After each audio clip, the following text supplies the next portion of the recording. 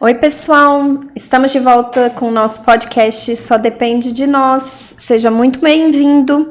Oi, Pri. Oi, Tati. E seja muito bem-vinda também, né? Nossa, bem-vindo! Hoje a gente está aqui com o Moisés Santana. O Moisés é baterista profissional. Ele é autor do livro, ele veio contar pra gente sobre o livro dele, sobre a vida dele. Eu já estava com um monte de perguntinhas aqui pro Moisés. O livro dele é O Garoto que Vendia Sonhos.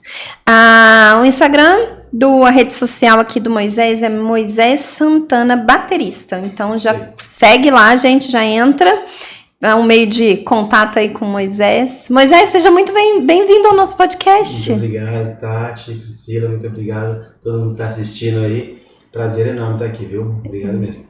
E a gente vai para o nosso bate-papo aí com o Moisés. Vai lá, Pri. Moisés, eu já fiquei sabendo do seu livro, eu já estava dando uma olhada nele. Gente, o livro eu adoro livro, sou suspeita, né? E aí tem várias frases, eu já achei uma que: nasci para ser mediano, mas me rebelei e não aceitei a mediocridade. Eu adoro gente que é rebelde. Eu acho que eu tenho uma dentro de mim. Mas e aí, quando foi que você se descobriu rebelde? Como foi? Conta pra gente. Na verdade, o que acontece?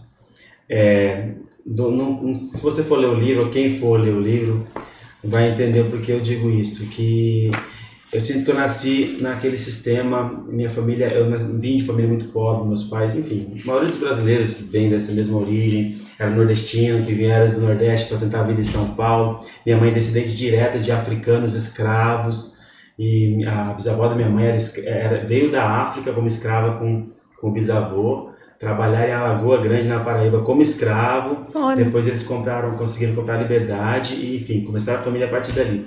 Então eu vim do meio onde meus pais sempre falavam: você vai ter que trabalhar para conseguir viver, ou melhor, sobreviver, né? O foco era sobreviver. A questão de ser uma pessoa sonhadora, de correr atrás dos objetivos, de ter um propósito além de simplesmente sobreviver, é algo que não existia no meu convívio com a minha família, porque realmente os ancestrais não traziam isso. Então eles vinham com aquela obrigação: você tem que conseguir trabalhar para sobreviver, é o que você precisa fazer, a gente precisa sobreviver, a luta é essa.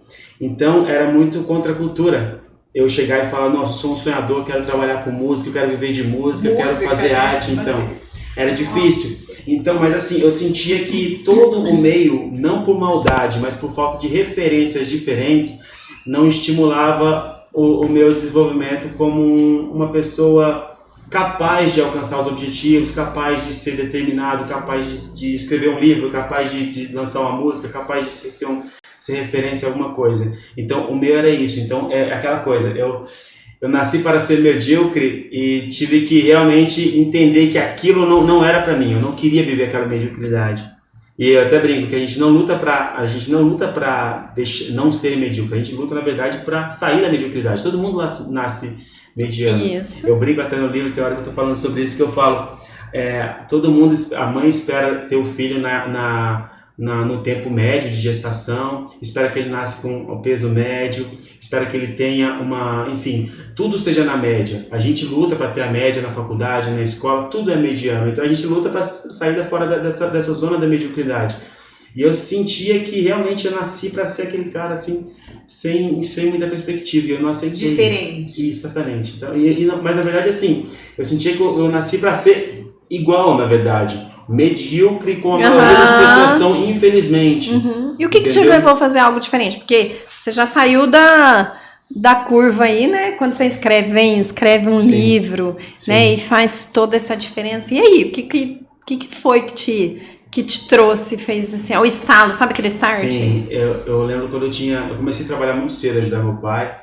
E ele era pedreiro, eu trabalhava como servente de pedreiro. E aí com 12 anos, tem um link muito interessante, com 12 anos eu comecei a vender sonho caseiro, porque eu queria comprar um skate. Olha, sonho! Isso aí, eu queria muito ter um skate, a gente, sonho caseiro doce. E aí não tinha condição nenhuma da gente comprar isso. E meu pai falou: não, se você quiser muito, eu faço sonho para vender e você vende. Eu te pago e você compra teu skate. Eu comecei a vender em Campos do Jordão, eu morava lá, eu falo essa história aí. E aí eu comecei a entender que o segredo da vida era o trabalho. Se você trabalhar com dedicação, com foco, você... Corretamente, o trabalho honestamente. Exatamente, o trabalho é o segredo para você levantar recursos. Depois é só você ter um objetivo, um foco e já era, acabou. Isso. E, então eu comecei a trabalhar desde muito cedo. E quando eu tinha 15 anos, eu já mudei, daí vim para o sul de Minas, fui morar em Borda da Mata e entrei numa tecelagem para trabalhar. E aí nessa tecelagem eu fiquei até os 18 anos lá. E eu lembro quando eu entrei, eu era de menor e não podia registrar, e olha que doido. E Você estudava? Estudava. Estudava e trabalhava? Estudava e trabalhava. E aí quando chegava o fiscal nessa tecelagem, a gente corria esconde e ele se escondia dentro do galinheiro. Eu e outros de menores que tinha, pessoal de menor, a gente corria atrás da tecelagem, escondia dentro do galinheiro que tinha lá atrás. E eu lembro como é que era louco, assim, que na minha cabeça, assim, eu ficava vendo aquela situação, eu lembro certinho dos frisos do galinheiro, a gente viu o fiscal passando pelo fundo, assim, a gente quietinho, a gente dava risada, pra gente tava tudo certo. Só que eu comecei a ter um estalo, sabe? Eu acho que começou a vir aquela consciência de que, peraí, tem uma coisa errada, não tá certo isso. Por que eu tô errado? Por que eu tô aqui trabalhando no emprego, necessariamente porque eu necessito disso, mas será que a vida é isso aqui mesmo? E aí olha pra você ver, com 18 anos eu comecei a namorar uma moça de lá, e ela falava de casamento e aquela coisa toda. Eu falei, casar aos 18? Exatamente. E aí eu comecei a pensar, será que a vida é só isso? Você não tem mais nada? E eu fiquei indignado, porque todo mundo à minha volta estava vivendo aquilo. E tudo bem, porque os caras estavam felizes, mas eu não estava inconformado. Então, a palavra-chave da mudança foi inconformismo. Eu comecei a ficar inconformado com aquela situação. Eu falei, cara, eu não quero isso, meu. Eu quero algo diferente. Sim, eu sei que eu tenho talento, eu sei que eu sou uma pessoa que pode conseguir mais coisas, mas eu não me sinto capaz, assim, intelectualmente falando, pelo conhecimento que eu tinha até ali. Mas você sabia do seu talento em quê? Bateria. Então, você já desde 6 anos de idade. Então. A bateria é a única. Na sua vida. Exatamente. Tive várias idas e vindas em coisas diferentes na minha vida, mas a bateria sempre foi a maior constante, assim. Então, e a bateria em Borda da Mata. Tinha show. Show em Borda da Mata. Não, então, aí que é o grande lance. Eu vi assim, não, realmente eu não posso, não quero isso. E eu era um cara muito artístico, eu gostava de desenhar também, gostava de uma série de coisas. E um dia eu tava E você colocar uma pessoa assim, né? Eu vejo assim, quando você fala, é muito criativo, né? E vem da arte, tem essa sensibilidade. Você colocar dentro de uma tecelagem, fazendo uma coisa só, o dia inteiro, não parece que é... Eu imagino um passarinho dentro de uma gaiola. Você põe ele lá dentro e deixa e vê o que dá. Não vai dar bom, né? Porque... E assim, eu tava fazendo o que eu fui treinado pra fazer. Porque minha família me treinou o que pra eles era o correto. Então... Era muito... Dava o dinheiro, sustento. Exatamente. Pra mim era muito confuso na minha cabeça pensar assim, mas eu tô fazendo a coisa certa. É isso aqui, eu tenho que trabalhar aqui. Enquanto o dono da empresa quiser que eu trabalhe aqui, eu tenho que trabalhar. Se ele quiser que eu trabalhe até morrer, eu tenho que continuar aqui até morrer. É isso. Eu tenho um emprego, é só... Então era muito confuso. Mas ao mesmo tempo eu tinha esse lance do inconformismo, de querer trabalhar com... Eu sabia que era possível trabalhar com algo que você amava, entendeu? E eu queria muito isso. Legal. Com 12 anos eu descobri que eu gostava de bateria, porque quando eu fui tocar nessa orquestra, que eu falei pra vocês, eu vivi muita experiência legal com as pessoas. Eu comecei a entender como é que gostou essa energia do palco, de estar tocando, e eu vi ali que eu poderia realmente fazer alguma coisa diferente através da música. Só que eu não tinha nenhum conhecimento e nem orientação para saber como é que eu poderia viver com música, trabalhar com música. Só para o pessoal entender como que você caiu nessa orquestra, como é que foi isso, né? Como eu entrei nessa orquestra? Eu cheguei em Campos do Jordão, comecei a estudar no colégio Irene Lopes Sodré, que existe lá até hoje, e passou alguém, eu já era louco por música, mas nunca tive oportunidade de estudar com ninguém. E aí passou um cara falando nas salas que estava abrindo vaga para a orquestra, quem quisesse tocar. Na mesma hora eu fui lá, me inscrevi, falei, não, eu quero sim. E aí depois eles marcaram um dia para ir fazer o teste. Eu cheguei lá um sábado. Você estava com quantos anos? Eu tinha 12. 12 anos, na mesma época que eu vendia som. Aí eu cheguei lá na orquestra e falei, e o professor falou assim, você já toca algum instrumento? Eu falei, toco bateria. Daí falou, sim, mas na percussão a gente não tem vaga, você quer tocar algum instrumento de sopro? Eu falei, não, eu quero tocar bateria. Daí ele falou, e bateria lá no caso era tudo separado, era tipo as marching bands antigas, tinha um que tocava bumbo, outro tocava caixa, outro tocava os pratos, tudo separadinho. Aí ele falou assim, olha, eu tenho uma vaga para tocar prato, Mas prato é sempre mulher que toca. A gente coloca sempre uma mulher para tocar prato. Não sei por que tem essa neura. Por que é a mulher que toca o prato? E eu já vi vários vídeos de orquestras que tem mulher tocando prato, mas não é o padrão. Mas eles tinham isso. Mas sempre uma mulher que a gente coloca para tocar prato. Eu falei, não, eu quero essa vaga. Mas tem certeza? A gente estava destinando essa vaga para uma moça, né? Uma menina. Não tem problema não, eu pego essa vaga. Que legal. Eu peguei para tocar prato, entrei tocando prato. E aí entrei com tanta garra, eu lembro que no final do primeiro ensaio ficou com marca de tipo, quase marca de sangue, assim, ó. Do prato Eu bati na barriga, assim, eu não aguentava o prato, era pesado, né? Eu era pequeno, assim, bem magrinho, e batia assim, beliscava a barriga. Mas era a vontade de fazer alguma coisa, né? E você queria estar lá dentro, não importava no que, né? Eu entrei. Eu conto um pouco dessa história aí. Eu Que acho legal. Tudo é o lance seguinte, da gente começar a focar no que a gente quer. O nosso foco, o nosso propósito tem que ser maior que qualquer coisa. E eu acho que quando a gente foca no que a gente quer de verdade, a gente começa a enxergar a oportunidade. Eu falo um lance que eu não só eu falo, já ouvi outras pessoas falarem, mas eu acredito muito nisso, eu vou corrigir, que quando você enxerga as oportunidades, você começa a entender elas, que o seu problema é gerenciar a quantidade de oportunidades que você tem, não é verdade? Quando a pessoa não enxerga a oportunidade, Isso o mesmo. problema dela é não ter oportunidade, mas quando você enxerga, tá cheio de oportunidade. É isso aí. O problema é você gerenciar. Você olha e fala, nossa, aqui dá um E negócio agora? sensacional. É. Nossa, aqui dá pra fazer um negócio. Nossa, eu não tenho tempo pra fazer isso. Eu queria fazer isso aqui também. Eu e a Pri. Não é isso? E é muito louco, só que a gente tem que saber focar. Focar, né? não Porque dá senão conta. você fica rodando igual barata tonta. Exatamente. Ali eu vi uma oportunidade. Eu falei, cara, vou entrar, vou fazer o negócio rolar. E aí quando acabava não, minto. Aí depois eu fui me destacando, e aí chegava no final da aula, eu pedia para dar uma canjinha na caixa, daí o professor, o maestro viu que eu mandava bem, e aí depois ele mandou pro bumbo, depois me mandou pra caixa. Eu fiquei sendo caixa principal, que é o melhor cargo ali na percussão. E aí quando acabava o ensaio, alguns caras sabiam que eu tocava já, que eu tocava em igreja, aprendi os primeiros passos em igreja com meus pais, meu pai já cantava em igreja, eu ia lá, beleza. E aí, eu pedia, os caras seguravam um prato alto assim, né, altinho, e pegava a caixa e falavam pra me fazer um som, daí eu ficava fazendo um som assim, com o prato da orquestra e a caixinha no final, e era mó legal, mó gostoso. E aí o professor viu que eu tinha uma facilidade para tocar. E aí passou um tempo, ele pegou todo mundo da percussão, colocou no sopro, pediu uma bateria para a prefeitura deu uma bateria e eu fiquei tocando bateria na orquestra. Você já estava lá dentro, foi. Aí foi sensacional, porque eu era baterista da orquestra de metais. Então. E eu era o mais novinho que tinha lá. O restante dos caras tudo maior, mais velho. Alguns eram, os que eram mais novinhos não ficaram, então ficou só eu de pequeno. Mas foi uma história muito legal, foi um período que eu aprendi muito. Durou quanto tempo? Isso aí durou mais ou menos uns 2 anos. E aí depois você veio pro interior de Minas? Sim, depois eu vim pro interior, depois eu fui morar em São Gonçalo de Sapucaí. Aí você teve que deixar? Isso foi triste, aí foi triste. Mas assim, um pouquinho antes de eu sair de Campos do Jordão, trocou de prefeito e ele cortou. O projeto da orquestra. Mas foi triste, assim. Até hoje eu tenho muita amizade, eu falo muito desse maestro, porque ele foi um maestro que ele era muito duro comigo. Eu liguei pra ele pra escrever o livro, pra relembrar de algumas coisas que eu tinha pequeno, às vezes eu ficava com medo de colocar alguma coisa com minha perspectiva e não ser a coisa real. Pra relembrar algumas coisas pra escrever no livro. E ele falou, cara, eu queria pedir desculpa, eu era muito duro com você. Olha! Eu falei, que isso? Eu não sentia isso. Nem percebi. Eu nem percebi, porque ele era... Você tava tão feliz. Exatamente, eu tava feliz e aquela coisa, eu sempre fui acostumado com as coisas da forma difícil. Sempre fui acostumado dessa forma. É o que eu falei lá, quando eu falo que eu nasci para ser medíocre, mas me rebelei, tem um pouco disso também.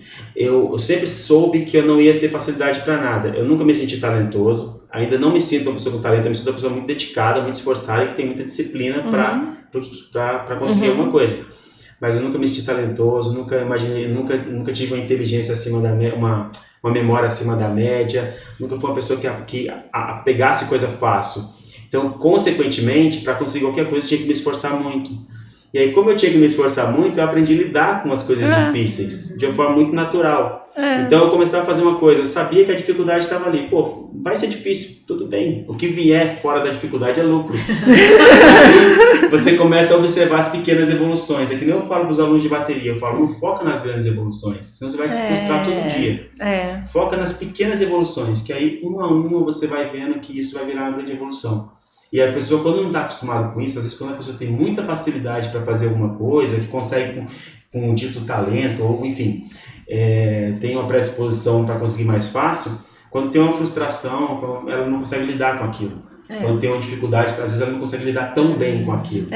Então eu acho que a dificuldade ela ensina mais que a facilidade, que as oportunidades em si. Entendeu? Quanto menos oportunidade você tem, mais você tem que ir aprendendo a lidar com aquela dificuldade, você vai amadurecendo e vai engrossando a casca, né? Eu acho que foi um pouco disso. Então, tudo que eu comecei, eu sabia que ia ser difícil. E aí você foi para São Gonçalo, não tinha nem orquestra? Não tinha nada. Lá, na verdade, eu descobri que tinha um projeto de música. E você ia atrás, assim? Você chegava, nossa, atrás. vou atrás. Eu ia atrás, sempre fui atrás. Eu lembro quando eu cheguei aqui em Pouso Alegre, só para dar um salto, mas depois eu volto, eu queria muito montar uma banda. E eu fiquei sabendo que tinha um cara no meu bairro que tocava guitarra, não fazia ideia de onde ele morava. Eu fui casa por casa, batendo e chamando pra quem era o cara. E achei, foi uma boa banda. A gente lançou um CD independente, fez na turnê São Paulo e não Minas. acredito! É muito louco. A gente fez um trabalho, é uma banda mais heavy metal, um som mais pesado. Mas a gente fez um trabalho incrível, até hoje a gente colhe alguns frutos desse trabalho. Eu tô curiosa lá nos seus 18 anos, quando você falou que ficou ainda pensando, isso, vou trabalhar na tecelagem, vou casar e... Então tem muita coisa. Em Borda da Mata. Borda da Mata. Mas só pra do São Gonçalo. Você falou do São Gonçalo, eu cheguei lá, fui fazer aula no lugar que o cara dava aula. Você andou o sul de Minas, hein? Mais ou menos isso. Daí eu achei um cara que dava aula de instrumento de sopro pela prefeitura. Fui fazer aula lá. Eu e minhas duas irmãs, que minhas duas irmãs também gostavam bastante. E na época da orquestra, elas não tocavam na orquestra, mas elas faziam aula de instrumento de sopro. Porque elas estavam melhorando ainda para chegar a entrar na orquestra. E... Seus pais também são músicos? Não. Só que aí, quando eu fui para São Gonçalo, a gente achou um cara que dava aula, a gente foi lá. O cara era super, ultra, mega ignorante, assim, do nível hard. O cara que me dava aula aqui, que me deu aula, o maestro, o professor Gessel, tem um carinho gigantesco por ele até hoje. Ele era tipo o Whiplash, um filme Whiplash, que é super duro. Ele era tipo aquilo lá. Só que não era à toa. Ele deixava a gente entender o porquê que ele estava sendo grosso, entre aspas, entendeu? Que ele estava sendo duro. Ele estava ali para treinar, moldar o nosso caráter mesmo. E isso era bom. Que é disciplina, né? Disciplina. As aulas começavam às 9, os ensaios. Ele pedia para mim, eu falava assim, Moisés, você vai chegar 1 hora antes, você vai subir e vai montar a bateria, e quando todo mundo chegar, você tem que estar sentado na bateria com a bateria montada. Então eu tinha que chegar 1 hora antes, subir lá sozinho na parte de cima da escola, que era super alto, e com 12 anos, pegar peça por peça da bateria, descer, montar tudo e ficar sentado esperando. Ele ficava numa salinha assim, com a porta meio entreaberta, assim, ele não saía nem para dar um oi. Não ajudava em nada. Quando ele chegava, tinha que estar lá sentadinho assim na bateria. 1 hora antes. Mas é muito bom. Isso foi bom, não acho ruim, foi ótimo isso. Então, aí esse cara, só para concluir São Gonçalo e depois a gente voltar para a Borda da Mata. E aí quando eu cheguei em São Gonçalo, esse cara foi super duro, bruto, assim. Eu lembro que a gente foi umas 2 aulas, foi assim, e na terceira aula a gente chegou e ele tava bêbado para dar aula. Nossa. Bêbado, chapado. Nossa. E aí, antes de acabar a aula... O exemplo, como que é o seu exemplo? Antes de acabar a aula, a gente já levantou e foi embora, e a gente falou que nunca mais voltaria lá. Daí a gente parou de estudar, minhas irmãs pararam de estudar definitivamente, e eu fiquei estudando sozinho, né?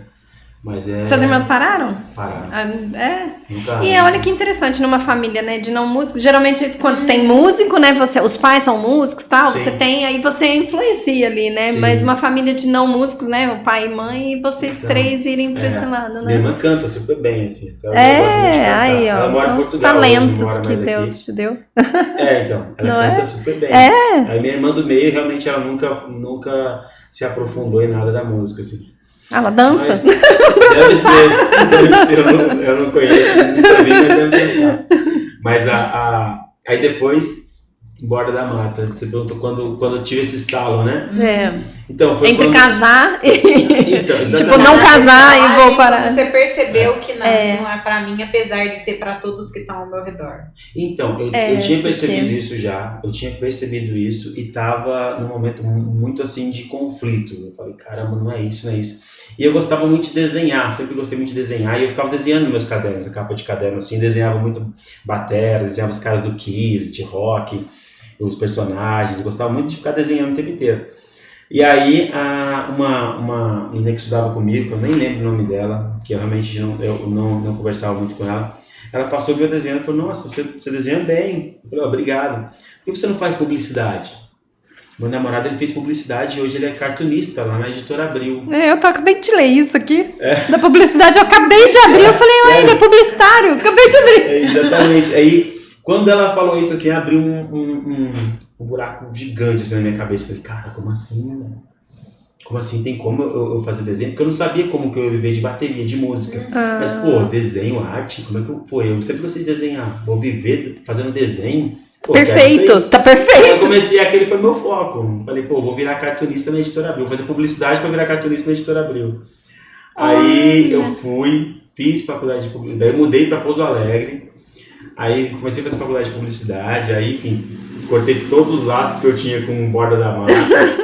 E comecei a enxergar a vida de outra forma. Aí lá eu conheci gente extremamente talentosa, conheci um monte de músico, aí comecei a ampliar meu conhecimento dentro da música também. E, enfim, eu estou resumindo bastante, né? Mas aí, beleza, fiz faculdade de publicidade. Quando eu acabei a faculdade de publicidade, falei, beleza, agora vou ser cartunista na Editora Abril. Super determinado. E fui para São Paulo, morar no Ipiranga lá com um amigo meu, no apartamento dele. E aí eu cheguei lá, quando eu cheguei, não fazia um mês que eu estava lá, eu já vi uma propaganda na TV local falando que a Editora Abril estava contratando um cartunista, desenhista e roteirista para trabalhar. Pelo amor. Era para você, meu filho para de trabalhar Deus. no grupo Maurício de Souza, na turma da Mônica. Não acredito. Aí eu falei, pô, é isso aí. Sou eu. É pra mim. Aí eu falei, pô, demorou, vamos embora. E aí eu fui participar desse processo seletivo. Fui lá na Lan House na época, mandei um e-mail, eles me mandaram, pediram para desenhar, para reproduzir 5 páginas de uma história qualquer da turma da Mônica, para eles avaliarem os traços. Fui reproduzir aquelas histórias tudo certinho e mandei para eles. Aí passou alguns dias, eles mandaram o retorno. Eu fiquei super feliz, né? Só que aí depois quando eu comecei a ler o e-mail falava assim, tipo, não com essas palavras, mas era um contexto geral. Desculpe, mas você não é bom o suficiente. Olha pesado. Só. Aí foi pesado. Ai, que horror. Aí deu uma saída de chão assim, eu falei, cara. Não bastava ter falado assim, não temos mais a vaga já tem. Não, eles falaram. Não, tá louco. Exatamente, o contexto geral era basicamente isso, entendeu? Não, nossos traços. E aí eles justificaram, nossos traços são muito fiéis, seus traços não têm a fidelidade que a gente precisa pra isso, blá blá blá blá blá blá.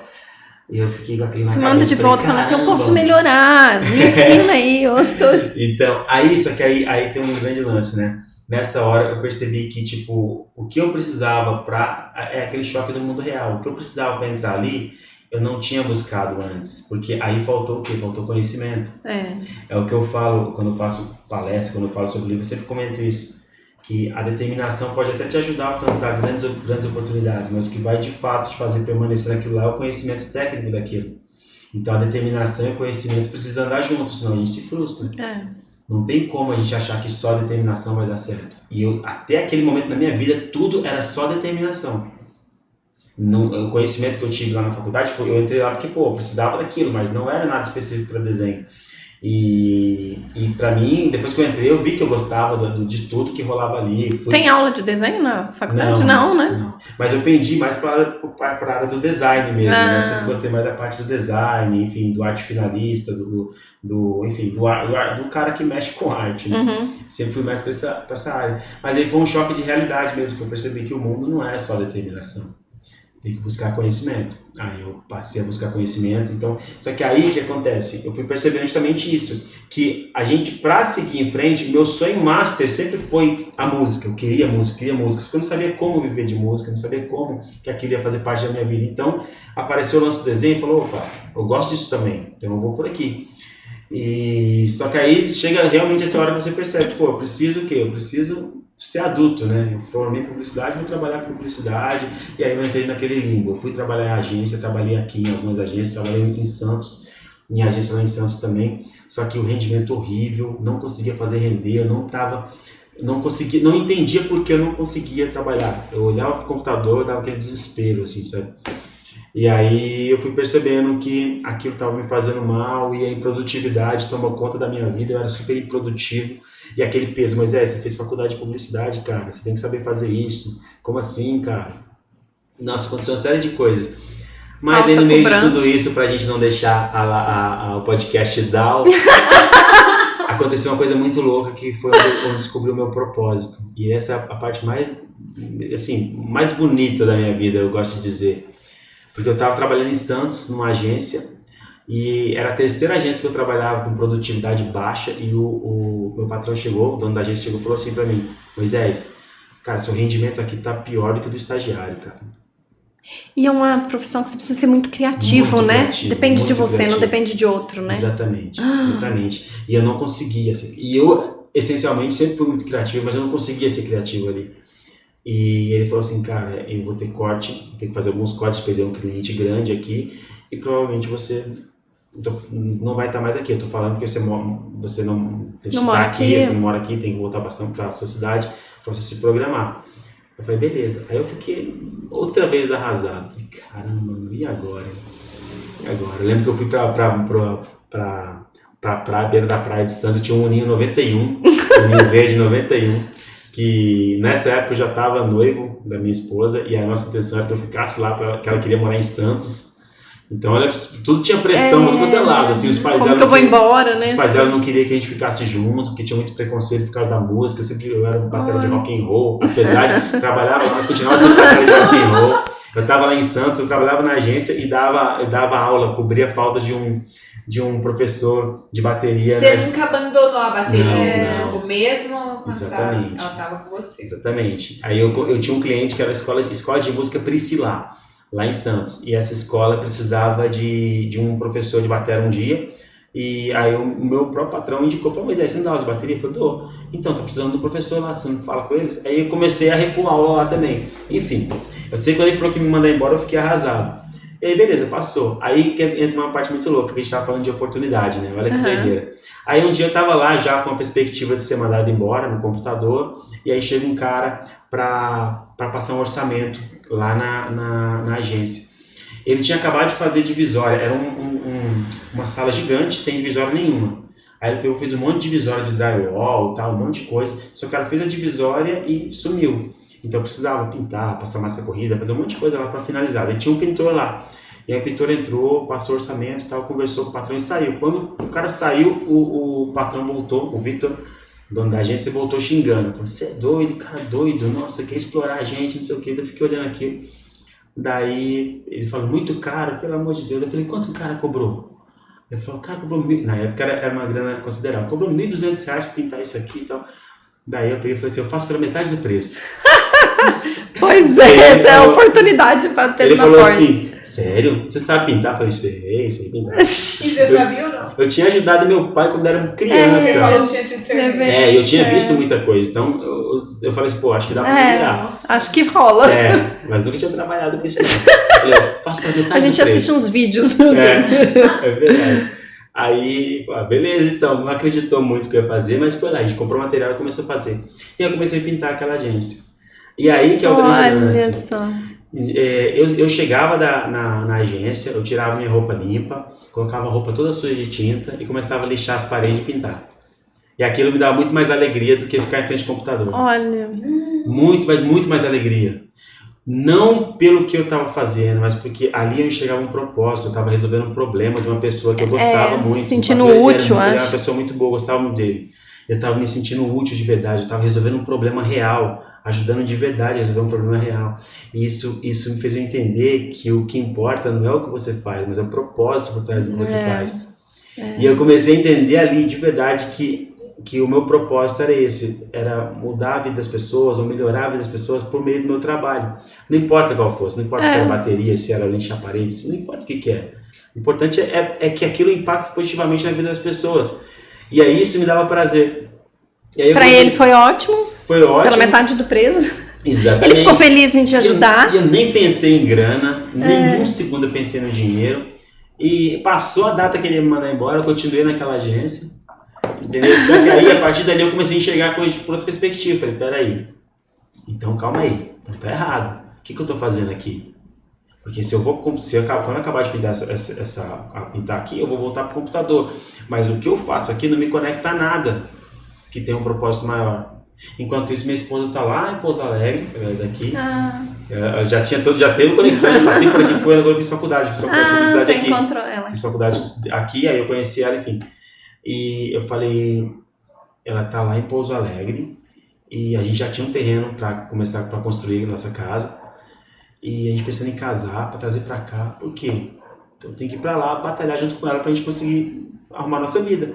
E aí eu larguei tudo, terminei de fazer pintura, terminei num dia, no mesmo dia eu peguei ônibus para Pouso Alegre. Olha. Daí voltei para cá. Aí chegou aqui, a gente começou a trabalhar junto, eu e ela. Aí a gente começou a trabalhar, e aí ela trabalhava com festa, a mãe dela tava começando aquele buffet Estrela da Manhã. Sério? Tava começando aquele buffet, tava bem no início, assim, ela não sabia direito como é que funcionavam as coisas, mais locava o salão, mas tava começando, e a minha esposa começando a ajudar, e ele falou, Moisés, a gente vai começar a trabalhar com festa, a gente pode pegar junto aqui, fazer uma sociedade, vamos embora, beleza, vamos embora. Aí eu comecei a trabalhar, a gente montava festa, servia mesa e limpava salão, fazia tudo. E aí isso foi dando dinheiro pra gente construir nossa casa. A gente foi fazendo isso para construir nossa casa. Aí aos poucos a casa foi se erguendo. E aí quando a gente casou, a gente deu uma pausa na construção, depois a gente casou e voltou a construir, terminou. Então assim, e aí depois que a gente casou, a gente somou força e aí eu fui trabalhar com publicidade, tinha alguns clientes, eu percebi que eu era improdutivo sendo mandado por alguém, mas eu era muito criativo quando eu podia fazer a direção da arte. No seu tempo, talvez, né? E também Sim, você estava no seu ambiente, né? E Era outro não, ambiente, outro né? propósito. Você estava com ela Exatamente. junto, era outro. E ali era outro Era outro propósito. Moisés, né? Exatamente, eu conhecia o cliente, eu conversava com ele, eu sentia a necessidade dele. Era diferente. A Academia Extreme Sports, do Davi, do Davi e Renato, né? Agora é só do Davi. E aí eu comecei a trabalhar para eles, foi o primeiro cliente que acreditou no meu trampo aqui. E não existia nada, eu conto essa história aí, não existia agência de publicidade, não existia nada físico e não tinha nada, e a academia era um projeto. E eles me chamaram lá para fazer uma reunião, eu lembro que, nossa, não tinha nem computador, o computador era uma porcaria, a tela ficava falhando, tinha que ficar batendo na tela assim. Eu fui com a cara e com a coragem e com uma defesa boa, eu falei assim, vamos lá que eu vou conseguir fechar esse cliente. Aí fui lá e conversei com eles, passei tudo que eles precisavam fazer e tal. E aí foi o meu primeiro cliente que eu tive na agência. Olha. E aí, olha que legal, a gente fez um trabalho de implantação da academia, que até então as academias aqui, antes dessa época, era academia, aqueles aparelhos brancos, tipo Calói, tudo enferrujado, você lembra? O padrão era assim, né? Era crítico. E ele queria trazer essa inovação, ele queria trazer esse novo padrão de academia para cá, que ele vivia isso em São Paulo, ele veio para Pouso Alegre e queria fazer isso aqui. E a gente implantou esse novo modelo de academia aqui em Pouso Alegre. E foi a primeira academia que teve esse padrão aqui. Depois da Extreme veio as outras mudando o padrão, mas essa foi a primeira que teve esse padrão. Que legal.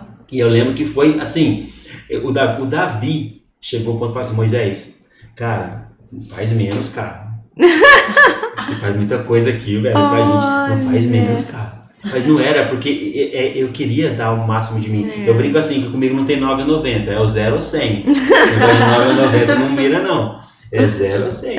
E a gente tava lá, eu vivia muito aquilo, então era diferente. O propósito de ter uma agência e ajudar um cliente, que você entende a necessidade dele, que você entra dentro daquele mundo. Que a ideia do ganha-ganha, né? Todo mundo ganha, né? Exatamente. Não tem um ganha e o outro perde, né? Exatamente. É isso que era mais valioso. E a gente fazia isso, a gente entrava no meio. O César, do Portal das Corridas e tal, ele foi nosso cliente por muito tempo. E eu lembro que quando ele começou com criar o portal, ele tinha um portal bem simples, a gente modificou o portal inteiro. A gente chegou a ser sócio, de ter porcentagem nas inscrições. Que legal. Eu digo a gente porque o Thiago, eu depois eu somei força com o Thiago, que é um primo da minha esposa, que até a gente é muito amigo, que ele é programador, então ele fazia parte de programação, fazia o design. E a gente somou força e a gente ganhava porcentagem por escrito, a gente ganhou uma grana muito legal com o César. E trabalhava firminho, e eu fui correr. Nunca corri na minha vida, fui correr para entender a cabeça do corredor. Aí eu fui lá, a gente correu, eu corri, minha esposa correu, o Thiago correu, todo mundo foi correr. Vamos todo mundo correr para entender o que passa nessa. Exatamente, tudo é experiência. Eu acho que tudo se resume a pessoas e relacionamentos, né? E você só entende as pessoas se você viver o contexto delas. Você só tem relacionamento se você realmente, de fato, estiver dentro do convívio delas, né? Então, eu sempre pensava desse jeito. E aí a música aí no paralelo, eu sempre ali a música. Só que aí, olha pra você ver, daí teve uma hora na agência que eu percebi que eu tava me afastando da música. Porque começou a crescer muito volume, muito trabalho, eu não tinha condição mais de tocar. E eu sempre toquei. E isso começou a me incomodar um pouco. Aí foi indo, eu falei, cara, a gente precisa mudar um pouquinho aqui, tem que ser mais estratégico, né? Porque aqui a gente tá vendendo muito serviço e o serviço a gente não tem como delegar, é nosso serviço aqui. E as pessoas, os clientes querem me ver lá, não é outra pessoa.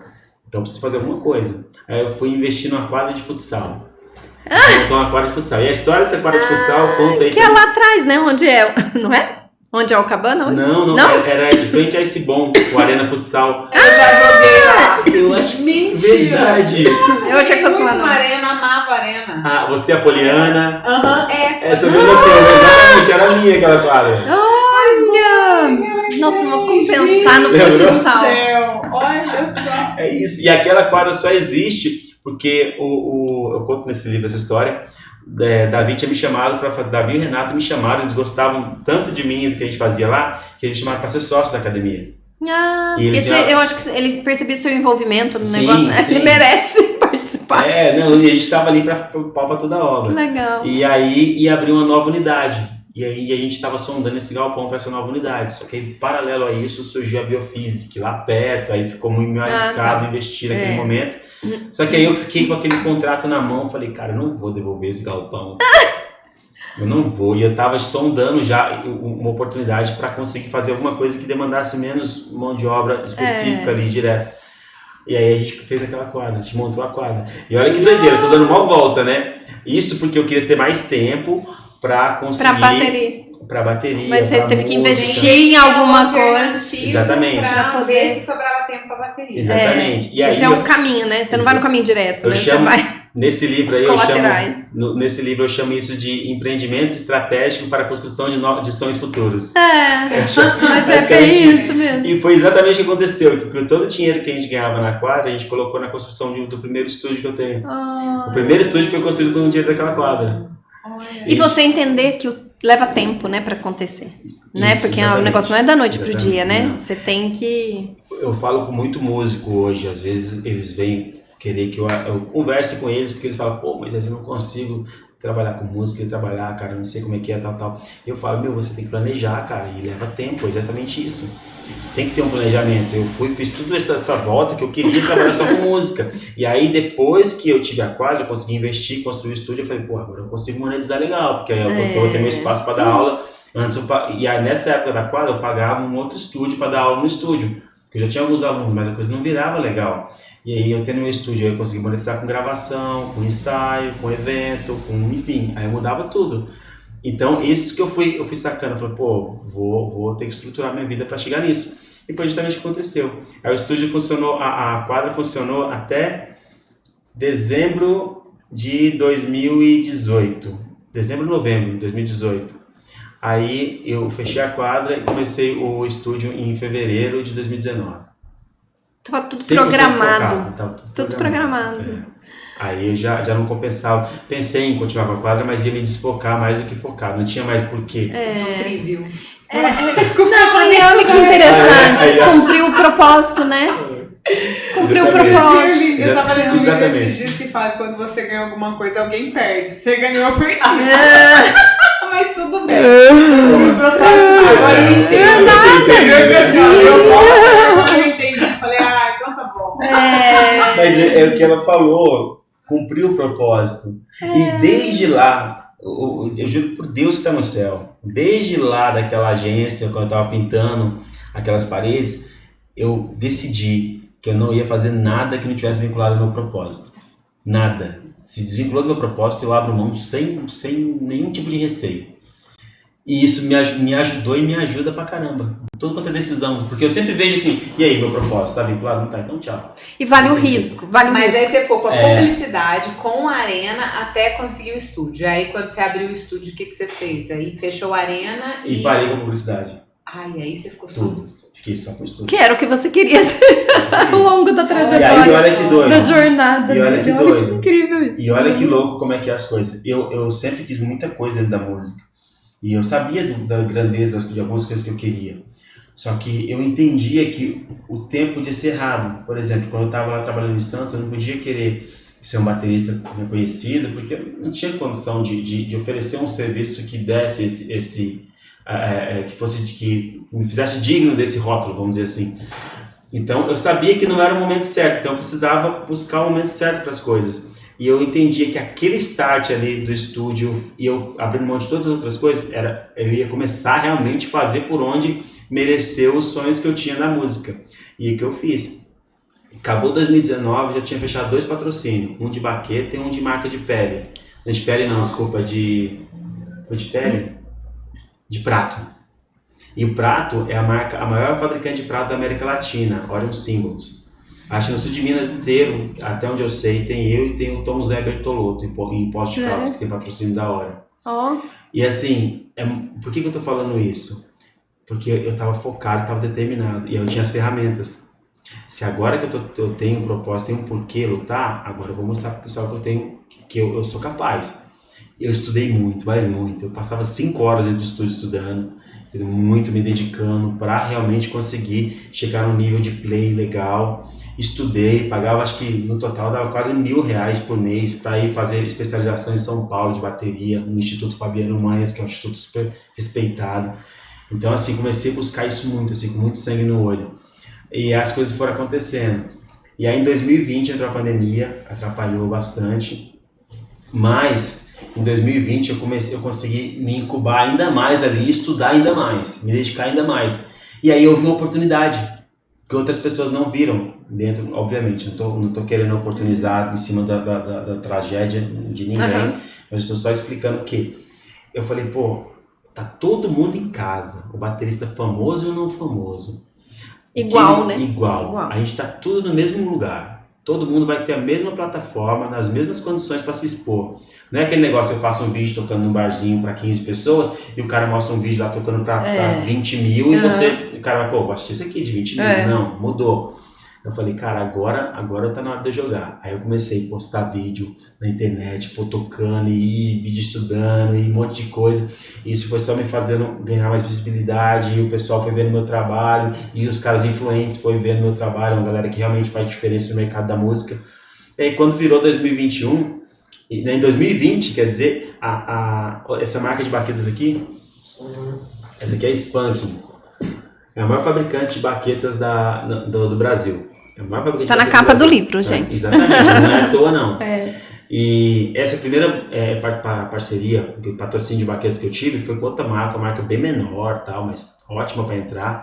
Mas eu fiquei 1 ano exatamente com eles e saí fora, porque realmente eu não gostei da postura das pessoas lá dentro. E meu sonho era isso aqui, que desde os 12 anos de idade eu já usava essas baquetas. Desde os 12. Olha só. E aí eu fui falar com esse pessoal e mandei o material e comecei a marcar nos trabalhos que eu fazia, que eu estava fazendo. E aí um dia eu recebi uma ligação do Alisson, que é o marketing deles, ligação de vídeo. Daí ele me convidou para entrar na marca. Entrei na marca em 2020, eles não estavam pegando ninguém por causa da pandemia. E eu entrei na marca em 2020.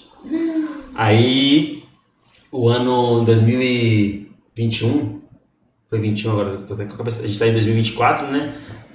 Final de 2022 eu lancei essa baqueta assinada com o meu nome, que é um modelo específico meu.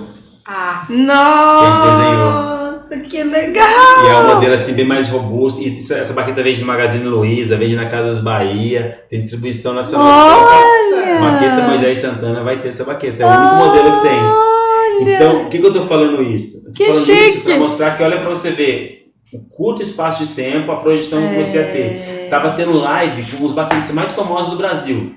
E tinha umas lives que eram muito, muito famosas, assim, tipo, tinha umas 6 lives, assim, que todo mundo era requisitado, né? Todo mundo queria participar, né? Os caras mais famosos eram requisitados. E eu falei pra minha esposa assim, eu quero participar de todas as lives de bateria que tá tendo. Eu vou chegar, eu vou conseguir. E aí comecei a participar das menores. Aí os caras foram me chamando, fui participando de outras, e fui indo. E paralelo a isso, eu estava escrevendo esse livro, eu escrevi na pandemia esse livro. E eu fui nas lives, fui entrando. E como que você começou a escrever o livro? Você que resolveu? Eu queria muito escrever um livro já, porque que nem eu fui num podcast lá em Atibaia, acho que é Atibaia, enfim, Extrema, Atibaia, não vou lembrar, acho que é Extrema. E aí eu comecei a contar umas coisas, a moça, o casal, né, falou assim, Moisés, você parece um jovem ancião, porque você viu muita coisa. Já tem tanta história. Eu acho que é mais ou menos assim. Então, eu sinto que eu vivi muita coisa e eu queria contar um pouco disso para ajudar as pessoas que que estão lá no lugar onde eu estava. Quando eu era um menino de 12 anos, ninguém me motivou, ninguém me chegou com um livro assim, cara, isso aqui ó, pode te ajudar, entendeu? E eu quero fazer hoje pelas pessoas que não fizeram por mim. E aí eu tenho várias coisas que não é para mim, não é para ser uma regra. A ideia não é falar que eu fiz certo e os outros fazem errado. É dar uma perspectiva diferente para as pessoas. Então eu queria escrever essa história para que as pessoas que sonham, que estão aí relutantes para seguir o seu sonho, ou então que estão buscando sem ter perspectiva nenhuma, como foi a situação que eu vivi, que eles consigam ler e falar, caramba, isso aqui é basicamente o que eu vivi, ou o que eu vivo. Então dá para chegar, entendeu? É basicamente isso. Eu acho que as pessoas, elas desistem quando estão muito perto de alcançar alguma coisa, né? E esse livro é um pouco disso. Eu brinco assim, falo que não é minha história, é a história de milhares de brasileiros que passam pela mesma coisa, às vezes que vêm até do mesmo lugar e conseguem ou não. Só muda o final. O que muda é o final. O desfecho é igual para todo mundo. Então eu começo o livro falando assim que... E é possível, né? É possível. Mas nas páginas desse livro você vai se encontrar. Eu já começo falando isso, que é o que eu acredito. Todo mundo vai ter alguma hora que fala assim, caramba, mano, eu passei por um negócio muito parecido com isso. E por isso que eu queria muito escrever o livro. E aí na pandemia eu comecei a escrever esse livro. Acontecendo tudo isso, eu comecei a escrever esse livro e eu lembro que foi segredo, muito segredo. Muita gente ficou sabendo só o ano passado, quando eu anunciei o lançamento desse livro. Muita gente próxima de mim. Eu lancei em novembro. Novembro de 2023. Foram o quê? Quantos anos escrevendo esse livro? Não, eu passei, na verdade, eu levei 2 anos para escrever ele. 2 anos. Só que não foi direto. Eu escrevi ele, grande parte dele. Na pandemia. Exatamente, na pandemia. E aí, muita parte eu fui escrever depois. Só que eu sou assim, às vezes eu escrevia um monte de página e quando chegava no final do dia eu falei, eu não escrevi com o sentimento certo. Eu deletava tudo. Eu comecei a Nossa! Porque eu foquei muito no sentimento. Então tinha dia que eu percebia que o sentimento que eu estava escrevendo não era o sentimento certo. Olha. Eu precisava estar com o sentimento certo para escrever. E tinha que ser o mesmo Você sentimento. se preocupou com quem vai ler. Eu tinha que estar com o mesmo sentimento do começo ao fim. Eu queria manter isso, sabe? Que é justamente esse sentimento de gratidão, esse vínculo de propósito. E às vezes eu começava a escrever, confesso que eu chorei nesse livro, fiquei com raiva. Então às vezes eu li algumas coisas. Traz lembrança. Eu li algumas coisas e falava, caramba, cara, por que foi desse jeito, né? E você ficava pensando naquilo. E aí vinha um sentimento diferente, sentimento atrapalhado. Eu falei, não, agora eu não posso escrever mais. Que legal. E é muito louco isso. Eu acho que é um exercício de autoconhecimento absurdo. E Eles se coloca, dizem que né? você tem, né, na vida, como que é? Ter um filho, plantar uma árvore, escrever um livro, né? Que acho que escrever o livro deve ter a Tá ver faltando, meu. Meu, tá voltando. Escrever o livro. Mas é muito louco isso. E aí eu escrevi, enfim, eu lembro que eu ligava pra minha mãe e perguntava umas coisas assim, sem dar a entender, né, que tava escrevendo nada, mas pra tirar algumas dúvidas e tal. E ela ficava, por que você tá perguntando isso? Não, mãe, eu tô curioso aqui, tô conversando aqui, tava querendo saber. E você que escolheu o layout, assim, do livro?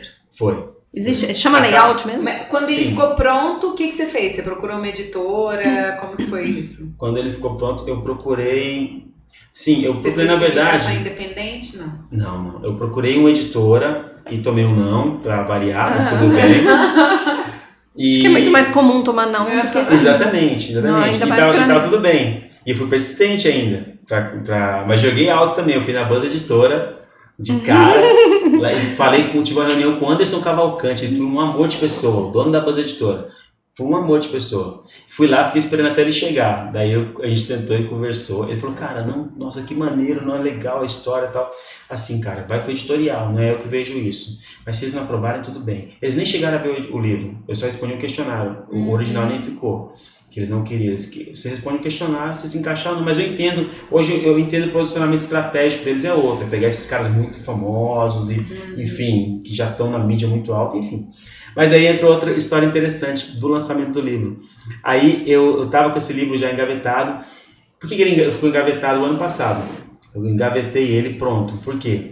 Eu escrevi esse livro, você pode ver aqui até no começo. Escrevi na pandemia, eu nem sabia o que ia acontecer. Só que aí 2 anos atrás minha mãe faleceu. Minha mãe faleceu de câncer. Ela descobriu que tinha câncer no começo de 2022. No comecinho, e aí em março, ela descobriu que estava doente em março, descobriu que era câncer, descobriu que estava doente em janeiro, descobriu que era câncer em março e faleceu em julho. Foi muito rápido. E minha mãe, ela, eu não sabia disso, mas o segundo capítulo tópico desse livro já era sobre ela. Porque ela é a minha maior motivadora, sempre foi. A gente ficava horas conversando na cozinha e ela me motivava. Ela era a única pessoa que eu tinha que falava assim, não, vai Moisés, você consegue. E às vezes eu tava meio desanimado e falou, você falou que ia ser diferente, hein?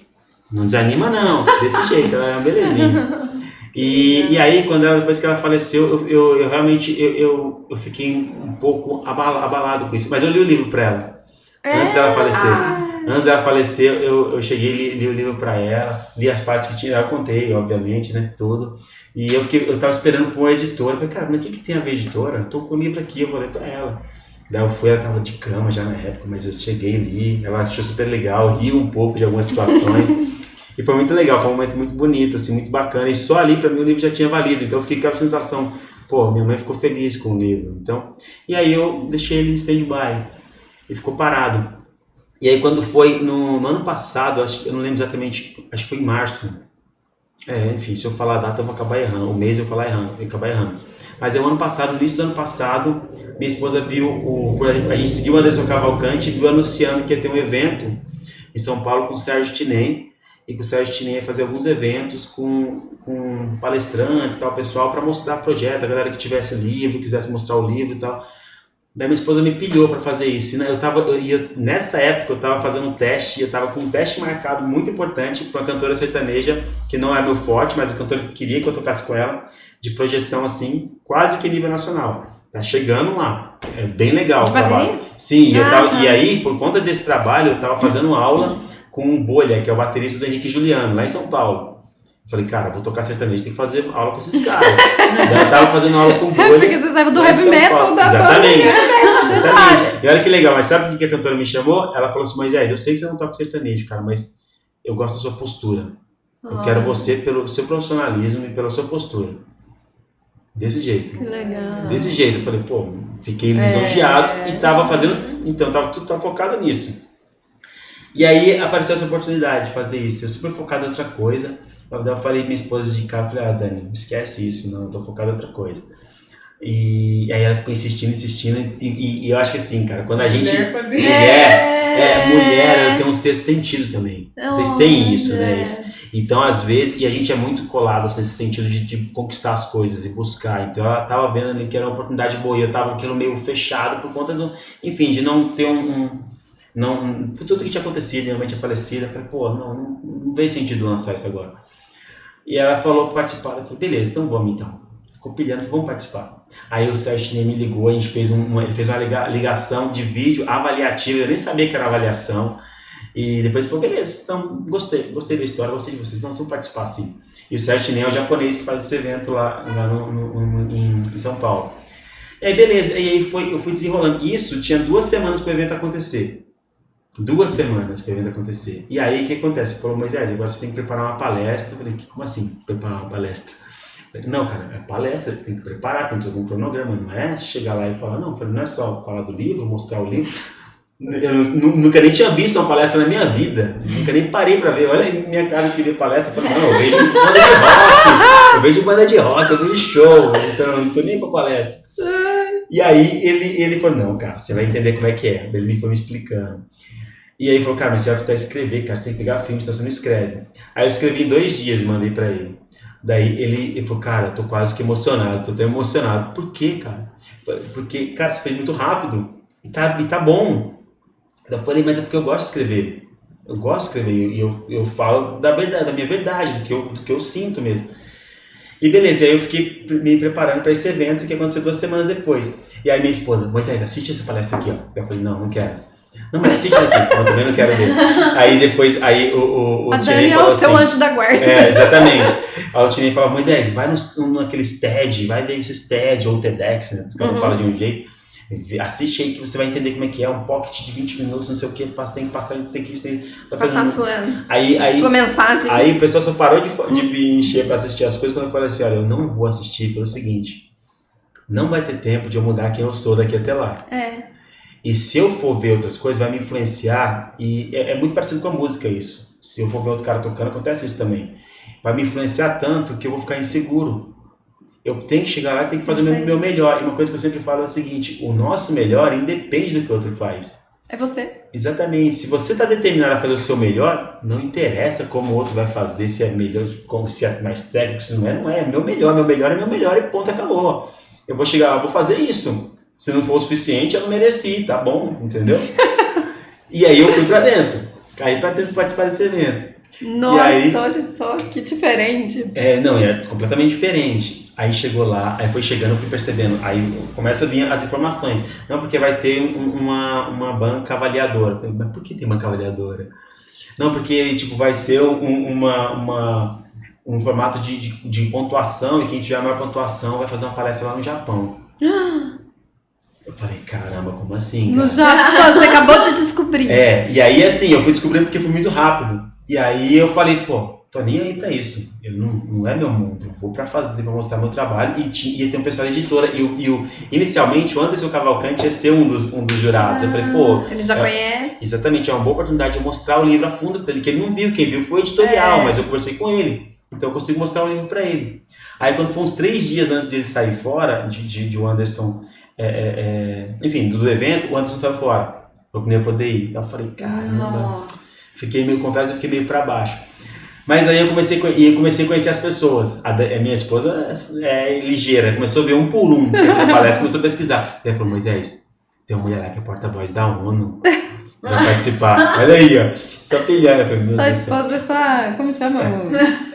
Os negócios do jogador de futebol, só que é... A Como chama técnica, aquilo? né? Não, O que é? agenciador lá. Mais ou menos isso. Ela começou, O empresário. Ela começou a ver essas coisas e me falar.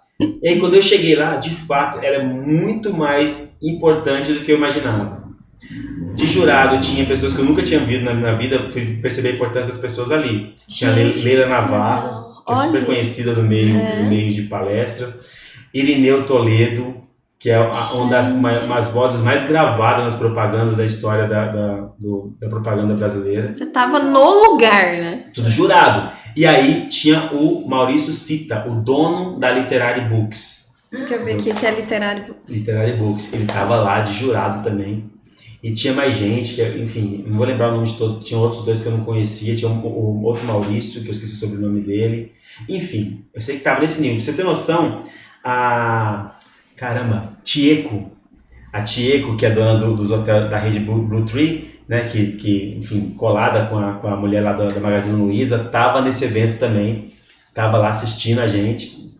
E tinha uma mulher, que eu esqueci o nome dela, é até pecado que eu esqueci o nome dela, que ela é muito importante para propaganda. A mulher que transformou o chinelo de borracha em Havaianas e espalhou pelo mundo inteiro. Ela tava lá nesse mesmo evento para assistir. Nossa. E começou a chegar, cada hora um falava, Moisés, tem tanto, meu Deus, eu ficava, meu Deus. E aí, as pessoas... Para de contar, que eu Não, já tô nervosa. Olha aí, e as pessoas que iam palestrar? Tinha a Naíli Mamed, escritora do best-seller Dos Pés Sujos de Barro, Aos Sapatos do Solado Vermelho, que é um livro muito legal, que lançou em Dubai, enfim, incrível o trabalho dela. E ela estava lá.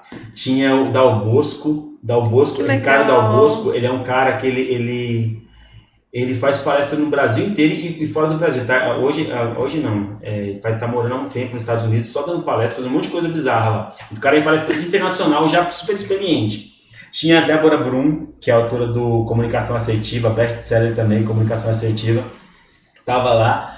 Tinha um cara que tinha saído na Forbes, entendeu? O cara tinha saído na Forbes. Olha isso. E tipo, os caras falam assim, parabéns, eu vi sua matéria na Forbes. Muito obrigado. Tá. Beleza, se foi pago, se não foi, não sei, mas eu sei que... Falei, caramba, olha que nível pessoal. E eu pensando, eu falo, minha esposa, eu tô no lugar errado, hein? Será que não tem outro evento acontecendo por aí, não? Eu vou lá no outro. Enfim, aí foi rolando aquilo. Eu falei, beleza, tô aqui, vou fazer o meu melhor. E fui lá e... Você não se sentiu, tipo, não bateu um desespero, assim, então, aquela pressão? Eu fiquei desesperada. Não. De ouvir? Não. Eu fiquei empolgada de ouvir, assim, eu quero ver o desafio. Pelo contrário. Então, aí que tá, quando as pessoas não esperam nada da gente, a gente tem menos peso, né, também. Tem isso, porque as pessoas podem não Você esperar fica mais nada. leve. Só que assim, as pessoas que estavam ali perto de mim, que me conhecia, então assim, a pessoa que não me conhecia sabia que não esperava muito por tudo que eu tinha, por não ter experiência, por tudo que eu tinha comentado com eles. Mas quem estava no público não sabia disso, né?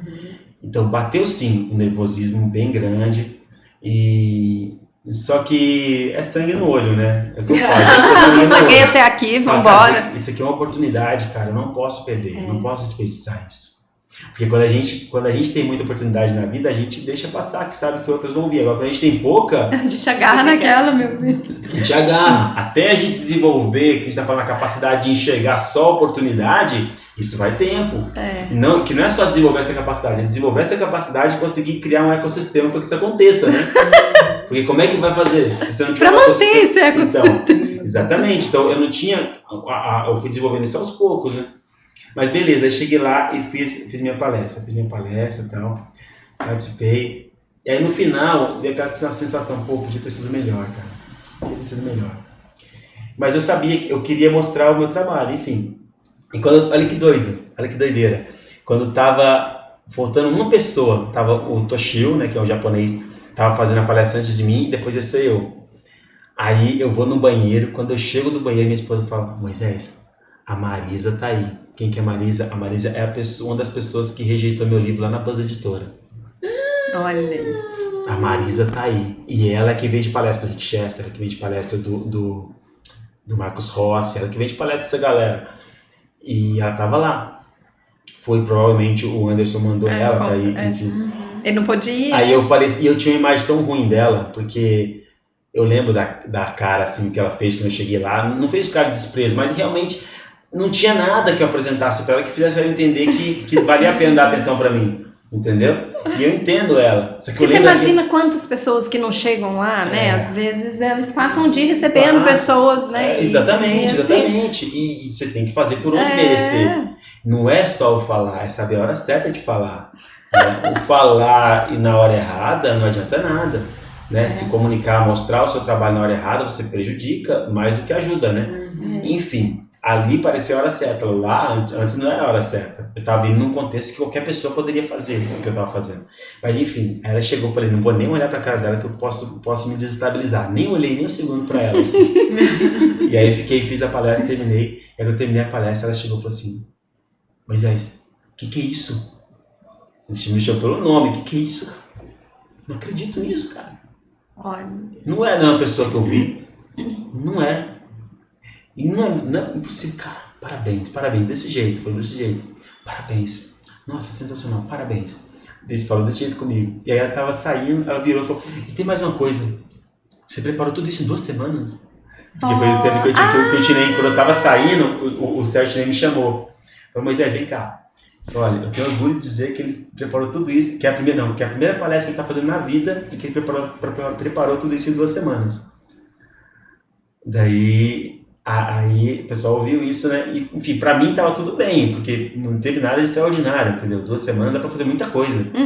Já tive que tirar, já tive que tirar um repertório de 60 músicas em 3 dias. Nossa. Entendeu? 60 músicas em 3 dias. Então foi de boa.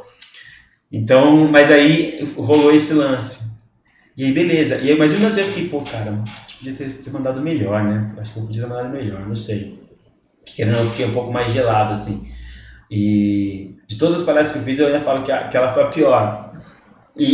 Mas beleza. E aí eu fui pro segundo dia de evento. O segundo dia era um feedback sobre a forma que a gente apresentou o nosso trabalho, a forma que a gente apresentou o nosso projeto e o resultado da pontuação. E eu, pô, tô de boa, cara. Se eu ficar em penúltimo lugar já tá bom, só o último eu não quero. Aí no final das contas eram 15 pessoas, né? E eu fiquei em 4º lugar. Caramba! Nossa. De 15 pessoas eu fiquei em 4º lugar. E antes de começar, ele falou assim, olha, parabéns. Desde o início desse projeto, que ele tem faz tempo que ele faz esse projeto em São Paulo, só 2 pessoas tiraram nota acima de 9. Um foi não, tiraram nota 9, nem acima, tiraram nota 9. Um foi o Marcos Rossi, que o Marcos Rossi, um dos trabalhos que descobriu ele, um dos projetos que descobriu ele foi esse, que é o Palestrantes Premium. Como chama o projeto? Ciclo de Palestrantes Premium, que o Tinem faz. E um foi o Marcos Rossi, e outro foi um cara que ele falou, que eu realmente não lembro o nome. E ele falou, e aqui, nessa edição, a gente teve 5 pessoas que tiraram nota acima de 9. De tão alto estava o nível, ele falou. E aí você concorreu com gente boa, né? Eu fiquei com 4º lugar, eu fiquei com 9.3. e a Naíla Mamed ficou com 9,37, coisa assim.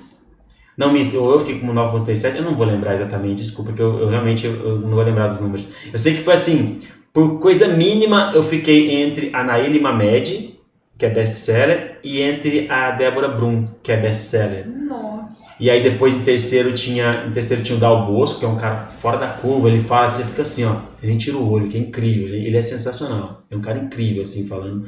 E em primeiro ficou o Toshio, que realmente é uma história muito bonita, assim, ele é japonês, veio como imigrante, conseguiu ganhar a vida aqui, voltou pro Japão, tem uma história muito legal, assim, e criou a Pop Fantasy, que é uma empresa de pipoca. Foi muito bonita a história, foi muito legal. E ele ficou em primeiro, e aí ganhou a viagem e a possibilidade de fazer o evento no Japão, o Toshio. E aí, beleza, que ele falou assim, aí acabou o evento, eu fiquei feliz pra caramba com a pontuação. E aí o Sérgio falou assim, ó, mas eu ainda vou entrar em contato com você essa semana, Moisés, pra gente conversar. Eu falei, não, beleza, tudo bem. Aí eu voltei pra Pouso Alegre, felizão pra caramba com o resultado, né? Super experiência, né? Valeu, exatamente, já valeu a experiência. Pra caramba. E aí o Sérgio nem me ligou e falou, Moisés, cara, a ideia era só uma pessoa ir pro Japão, mas, cara, eu gostei muito da sua palestra, eu queria que você fosse fechar o evento lá no Japão. E aí eu fui lá. Você foi pro Japão? Eu fui pro Japão e aí o livro não existia, o livro físico ainda. Eu fui convidado a fazer uma palestra de fechamento do evento do Expo Premium, que era o Expo Talks, que virou Expo Premium, que virou uma feira, lá no Japão, que é considerado um dos maiores eventos de empreendedorismo que existe no Japão, lá para comunidades, que é feito para a comunidade brasileira lá no Japão. E comunidade brasileira, enfim, estrangeiro. E aí, falei, beleza, vambora, demorou, fiquei super feliz. E aí ele falou assim, outra coisa, o Maurício Sita falou que quer conhecer seu livro. Aí eu mandei meu livro direto pro Maurício Sita, o dono da editora. E aí ele viu o livro e falou, Moisés, eu li seu livro, eu gostei muito, só que eu tô contaminado pela palestra. Eu vou mandar pro meu editorial, para eles avaliarem. Se eles aprovarem, tá tudo bem. Daí ele mandou, o editorial aprovou. Que legal! Nossa, Moisés! Eu tenho um contrato de 4 anos com eles. Nossa! A gente fez o livro, e aí, como eu já tava para ir pro Japão, a gente fez o lançamento lá no Japão. O lançamento oficial foi lá. Daí tem uma livraria que chama Upstage, lá no Japão, que tem livros de brasileiros, né? Para a comunidade brasileira.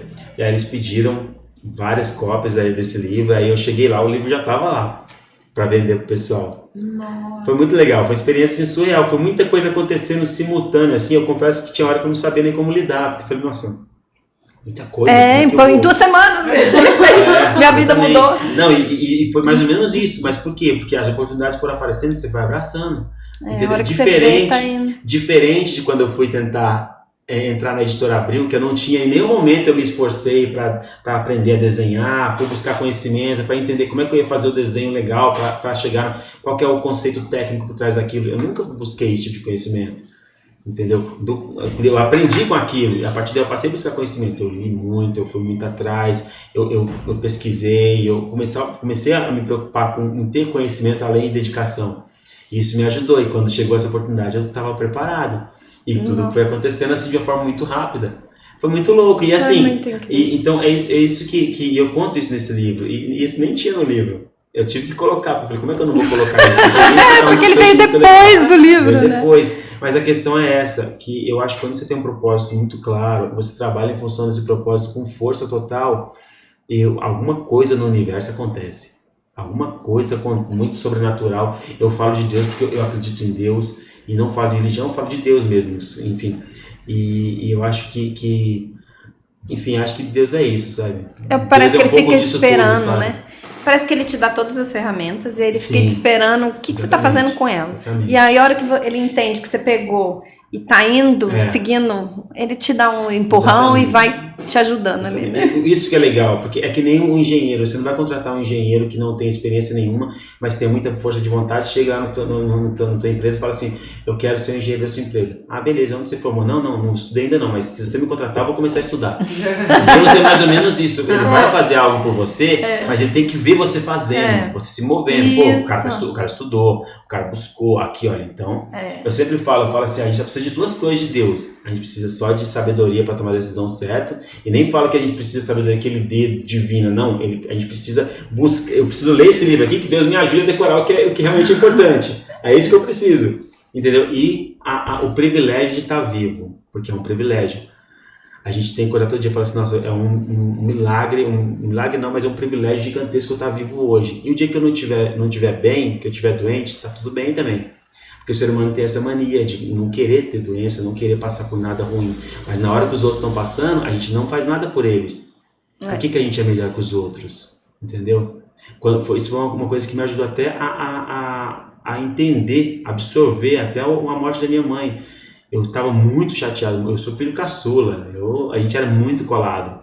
Minhas irmãs falavam assim, depois que ela faleceu, eu falava para minhas irmãs assim, eu quero muito que minha mãe, enfim, ter as cinzas da minha mãe aqui, num lugar bem legal, porque ela falava que ia terminar os dias de vida dela aqui em Pouso Alegre, que ela gostava muito daqui.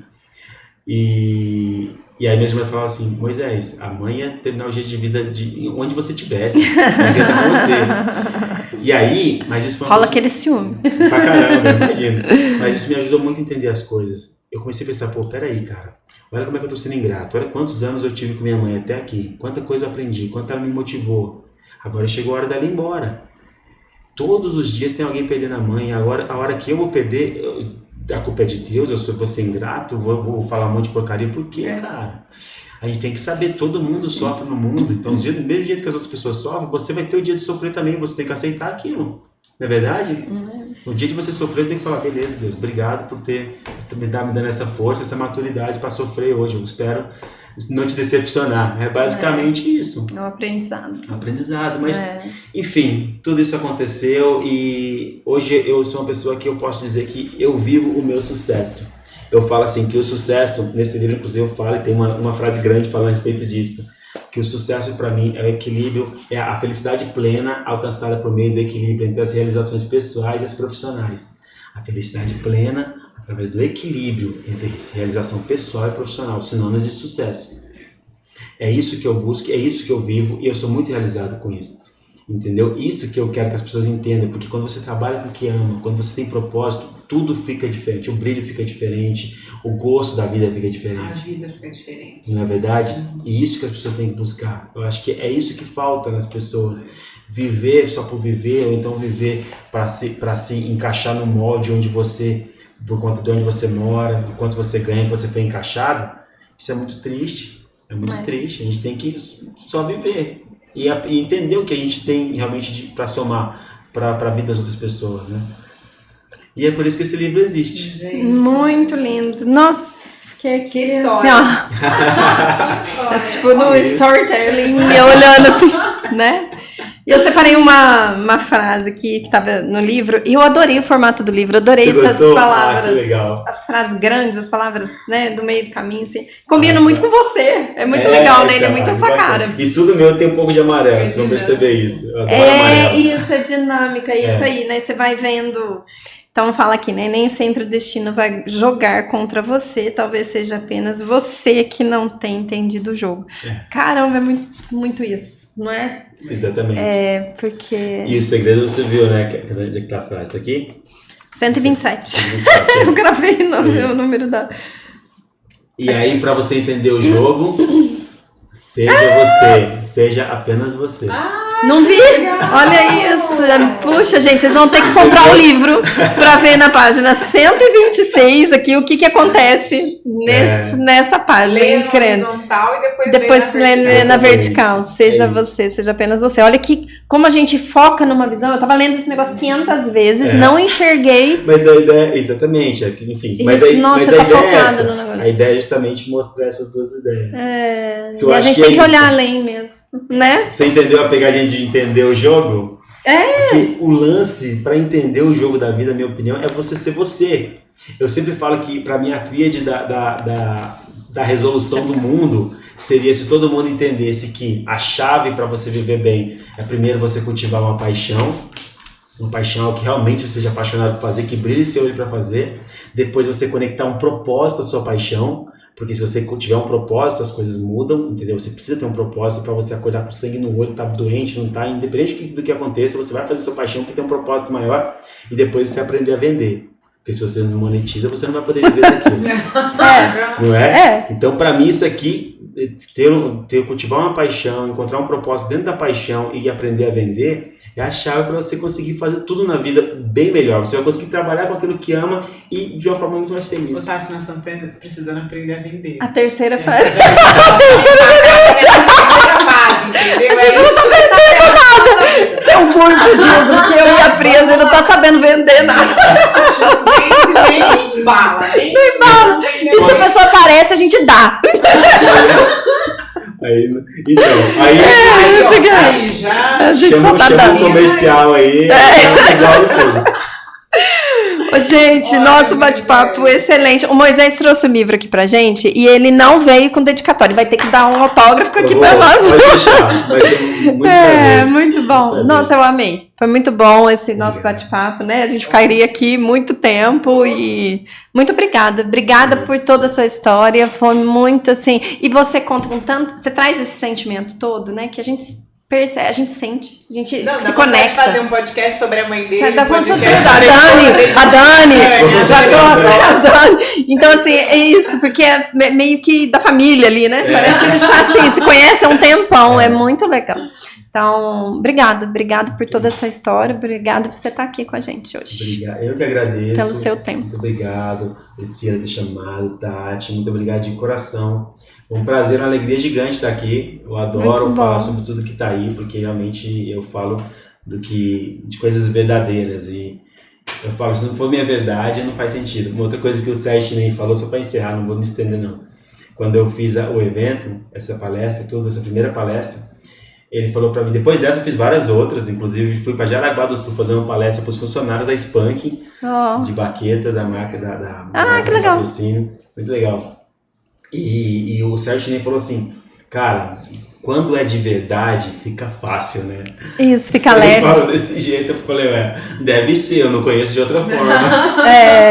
Pra mim sempre foi assim. É natural. Então, foi um prazer estar aqui falando sobre tudo isso. Pessoal que assistiu, obrigado de coração, gente. Obrigado, foi um prazer enorme, viu? Muito estar aqui. bom. Parabéns pelo trabalho que vocês fazem, que enfatiza tanto o que a gente faz, né? Leva tanta conteúdo de qualidade pessoal.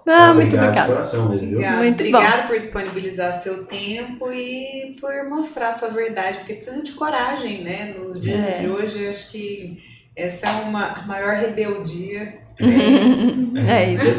Verdade. Hoje a maior rebeldia é não ser rebelde. Exatamente, ser você mesmo, buscar fazer uma coisa diferente do que a galera tá tendo como normal, né? Obrigada. Mas é isso. Bom, gente, obrigada. Um beijão pra vocês. Grande. Até o próximo. Até mais.